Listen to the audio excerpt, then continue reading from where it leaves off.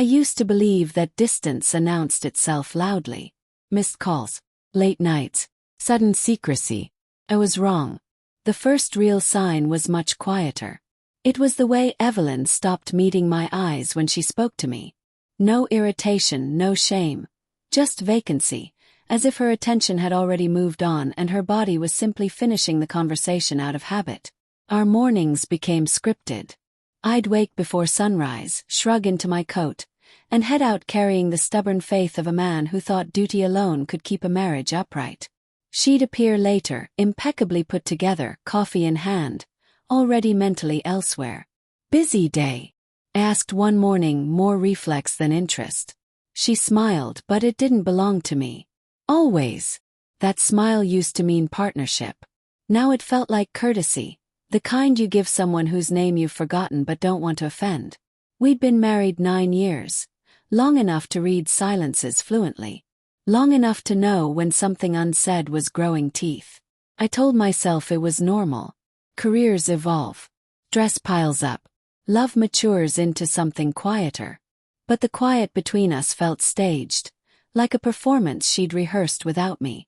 She began changing small things. A new scent. Clothes that felt unfamiliar. Not meant for me, that much was obvious. Evenings together became brief checklists. She'd sit near me, phone glowing, nodding at the right cues, already halfway gone. Then there was the client. At first faceless. Mentioned casually over dinner. Important account. Demanding schedule. He nodded. I was good at nodding. I wanted to be supportive, not paranoid. But when she spoke about him more than she spoke about us, something tightened in my chest. Her voice lifted when she mentioned him. Lighter, animated, alive. One night, while she was in the shower, her phone vibrated on the counter. I didn't touch it. I didn't need to. The message preview was enough. Still thinking about last time. Same place tonight. My pulse didn't spike. Slowed. That frightened me more than anger would have. When she came out, wrapped in a towel, humming softly, I asked, "Working late again?" She paused just long enough to give herself away. "Yeah. Dinner meeting. Don't overthink it." Her tone was gentle, almost affectionate. That's when I knew. She wasn't anxious. She wasn't torn. She was sure. Confidence like that only belongs to people who believe they're untouchable. Kissed her goodbye. Told her to be safe. Watched her car disappear. Then I sat alone in the dark and made a decision. I didn't follow her. I did something better. I booked a room at the hotel she'd mentioned before, choosing 1-2 floors above hers. Not to confront, just to see clearly. The hotel smelled of polished stone and expensive cologne, intentionally forgettable. I checked in under my own name. I wasn't hiding. People who think they're in control rarely notice the truth standing right in front of them. "Room 718, the clerk said, sliding the card over. Her name tag read Nora Fields. Observant eyes. The kind that notice without asking. "Quiet floor," she added. "Perfect," I replied. I didn't go straight to my room. I walked the hallway casually. When I passed Evelyn's door, I didn't slow down. I didn't listen closely. I didn't need to. Her laughter drifted through the wood, warm, familiar. The laugh she used to save for me. Back in my room, I sat on the bed staring at my phone. No messages. No guilt. No check-in. She wasn't even pretending tonight. I ordered a drink and let it sit untouched. My thoughts replayed the past months with brutal clarity. Her independence, the way she spoke about Daniel Cross, always admiring, always justified as professional respect. The way she defended him when I joked about intense clients. "That's how successful people are," she'd said. People like him. People she looked at the way she once looked at me. Around 10, footsteps echoed in the hallway. A man's voice. Confident. Amused. Then her laugh again, closer this time.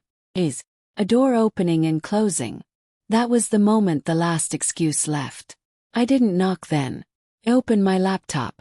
Daniel Cross wasn't just a fling. He was a senior executive with a carefully curated reputation. Married.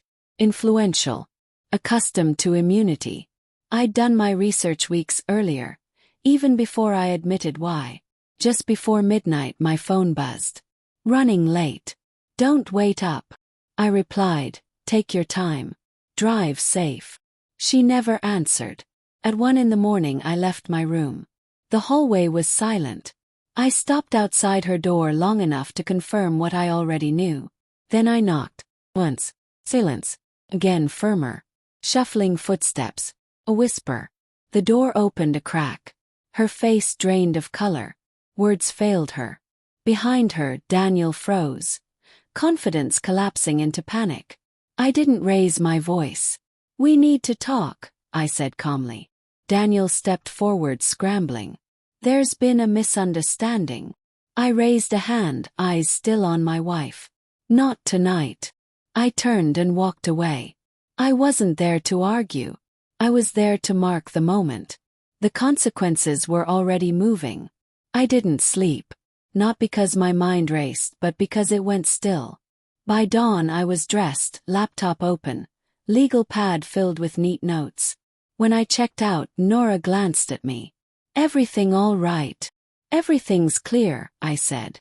I went home, showered, and went to work like it was any other day. Normalcy was strategic. I needed Evelyn to believe she still had time. She came home late, hovering in the doorway. We need to talk, she said. You look exhausted, I replied calmly. She started explaining, pressure, confusion, boundaries that blurred.